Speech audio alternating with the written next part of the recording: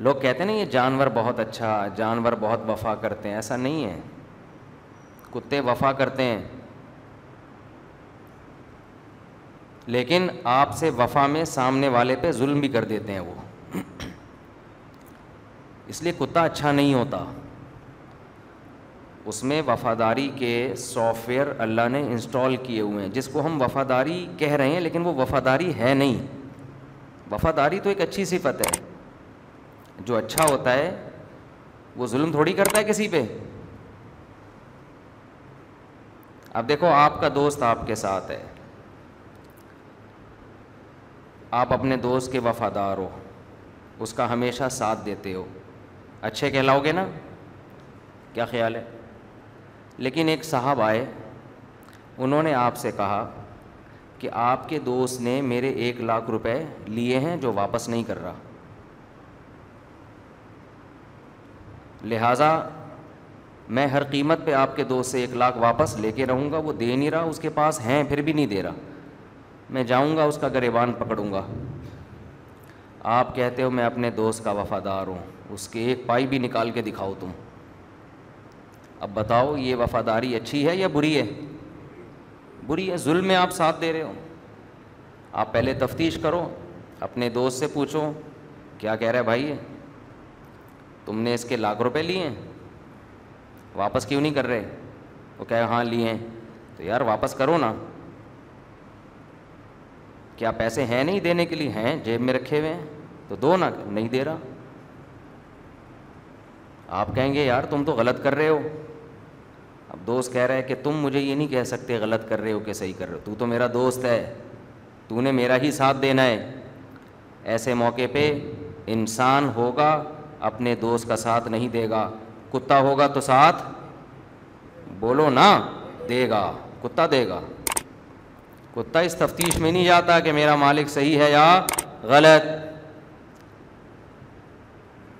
کتا اس تفتیش میں نہیں جاتا.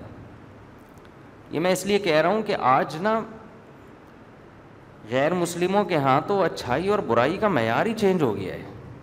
ان کے ہاں جانور بھی اچھے ہوتے ہیں، بلکہ بعض نے کمنٹس کیے ہوتے ہیں جانور انسانوں سے اچھے ہیں. نہ جانور برے ہیں نہ اچھے. ہم تو کتے کو بھی برا نہیں کہتے، خنزیر اور سور کو بھی برا نہیں کہتے، وہ تو جو ہے اللہ نے جیسا بنا دیا ان کو. جانور اچھے ہوتے تو جنت ملتی ان کو، برے ہوتے تو جہنم میں جاتے. نہیں آ رہی بات سمجھ میں؟ روایات سے پتہ چلتا ہے ماں اپنے بچے کو اپنی چھاتی سے دودھ پلاتی ہے، ایک ایک گھونٹ پہ اس کے درجات بلند ہوتے ہیں، ایک ایک گھونٹ پہ نیکی ملتی ہے. بکری اپنے بچے کو دودھ پلاتی ہے، اسے بچہ نہیں ملتا، ثواب تو دور کی بات ہے، وہ بچہ بڑا ہو کر نکل لیتا ہے. تو جانور جو پالے نا اللہ سے محبت کے لیے، کیونکہ اس میں آپ کو نیچر نظر آتی ہے، فطرت، خدا کا وجود نظر آتا ہے، اس لیے پالا کریں. 3 فائدے ہیں جانور پالنے کے، کیونکہ میں بہت پالتا ہوں. کتنے فائدے ہیں؟ ایک تو حرام جانور نہ پالیں، کتے نہ پالیں. بلی بھی کوئی پسندیدہ، جائز ہے پالنا، پسندیدہ کام نہیں ہے، جائز ہے. کتے پالنے میں حدیث میں آتا ہے جس نے کتا پالا روزانہ اس کے اعمال سے 1 قرات نیکی کم ہوگی. پہاڑ کے برابر نیکیاں کم ہوتی، ضائع ہو رہی ہیں روزانہ ڈیلی بیسس پہ اس کی نیکیاں. ہماری شریعت نے حرام جانوروں کے پالنے کو پروموٹ نہیں کیا، نہ حرام جانوروں کا بزنس کو پسند کیا گیا ہے. حلال حرام کی بحث میں نہیں جا رہا، پسند نہیں کیا گیا ہے. اسلام چاہتا ہے وہ کام کرو جس کا انسانیت کو فائدہ ہو. کتا کیا کاٹ کے کھائیں گے آپ؟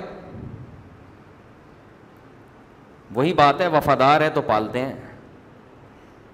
وفادار ہے، اس کی وفاداری سے فائدہ اٹھانا ہے، ضرورت ہے تو ٹھیک ہے، ضرورت نہیں ہے تو یہ کوئی ایسی وفاداری نہیں ہے جس سے دل لگایا جائے.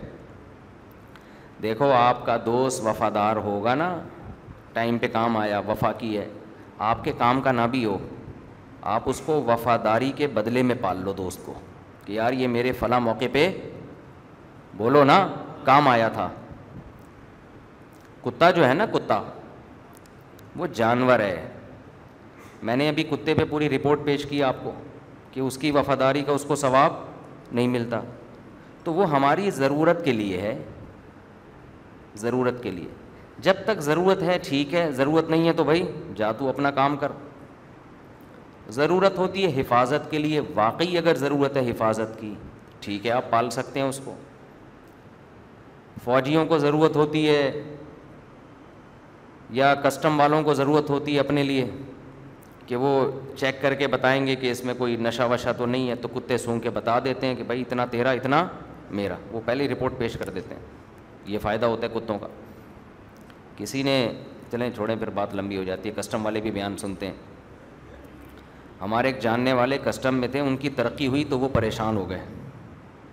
ہم نے کہا لوگوں کی ترقی سے بندہ خوش ہوتا ہے, تنخواہ بھی زیادہ ہو گئی آپ کی پریشان. کہتے ہیں یار اب ایسی پوسٹ پر ہوں کہ کھانے کا زیادہ موقع ملے گا نہیں.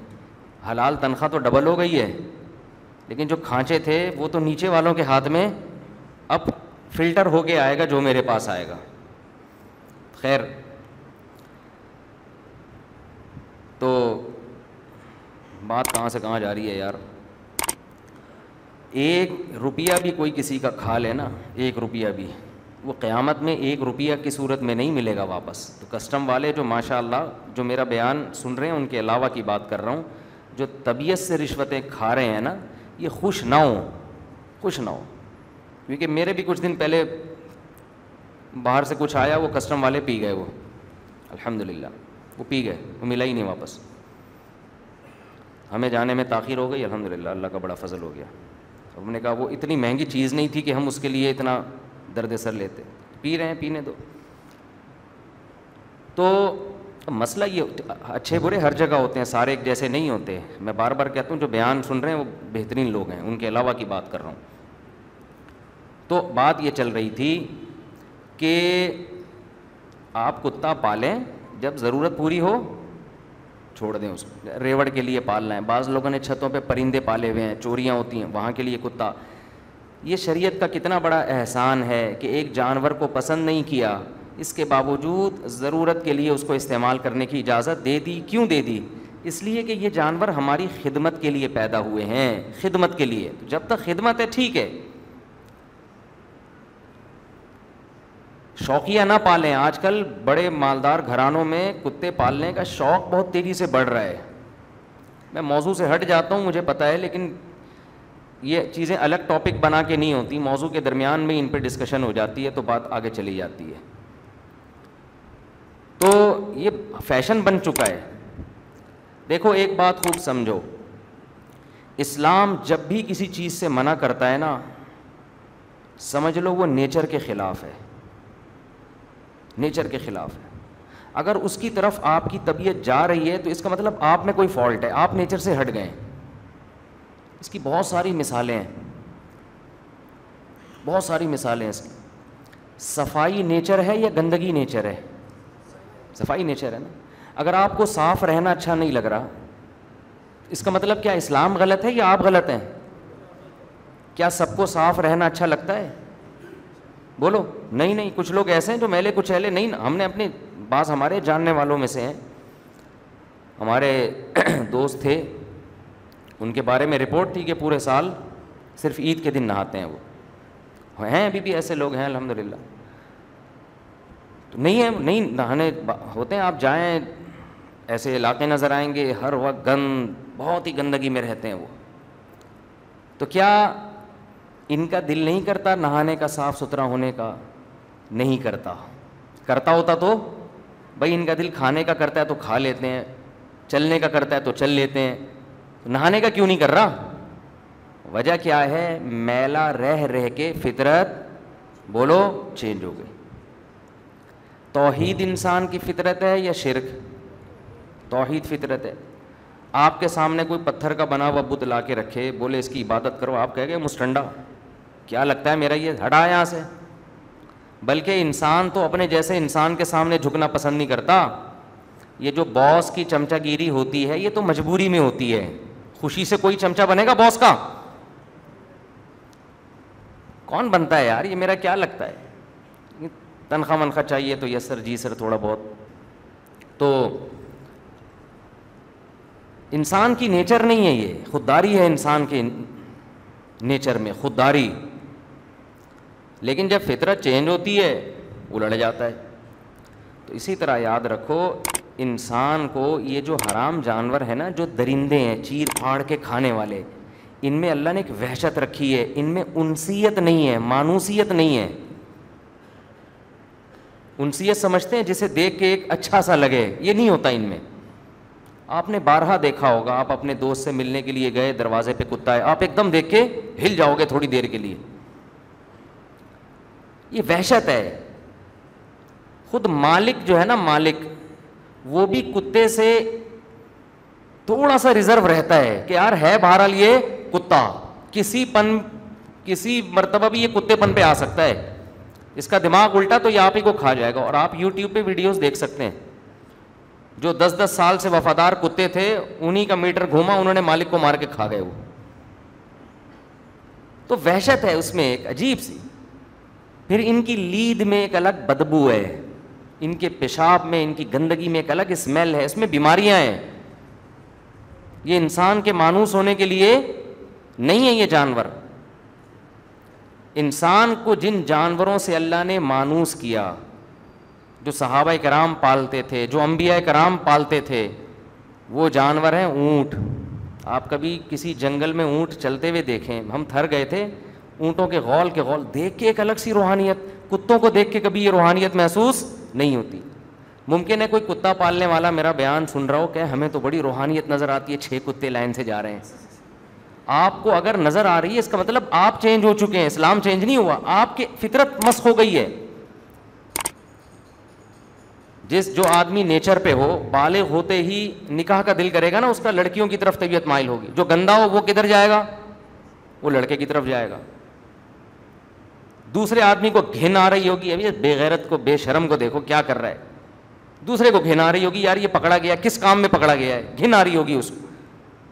آپ کو گھن آ رہی ہے, اس کو نہیں آ رہی, تبھی تو اس نے یہ کام کیا نا. تو اب بتاؤ آپ گندے ہو یا وہ گندا ہے؟